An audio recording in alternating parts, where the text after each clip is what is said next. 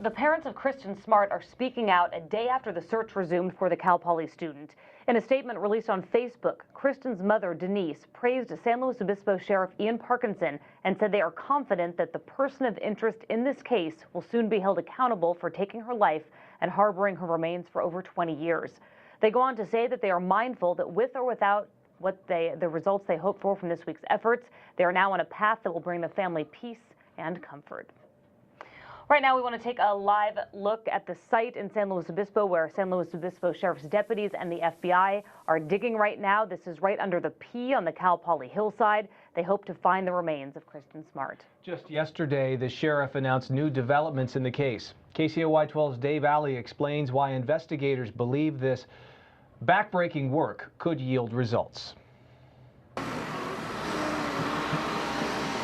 The search for Kristin Smart is underway at Cal Poly. Right now, we are literally going through tens of thousands of cubic feet of dirt. It is extremely difficult work. It is hard labor. Under the blazing sun, the FBI evidence response team began the backbreaking process, searching the first of 3 separate locations on the steep, rugged landscape. We're in the process of excavating those sites to see if we can find anything of evidentiary value. Earlier this year, a new lead suggested the hillside could be where Smart is buried.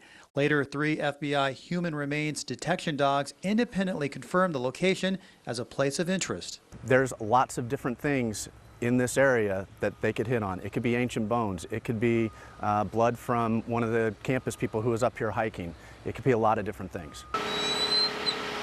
First, using heavy machinery, buckets of dirt are brought over to where more than 24 FBI members meticulously comb through the material using shovels and rakes. Once we find something, then we'll hone in on it, and it'll get down to brushes and trowels and more like an archaeological dig. Should the evidence response team find human remains this week during the excavation process, proper identification of those remains may take some time. A lot goes into that. Most likely we'd have to send it off to a DNA lab to make sure that it is part of our case. The search is scheduled to last until Friday, but could go longer. The FBI is saying they'll remain on site until they find what they need.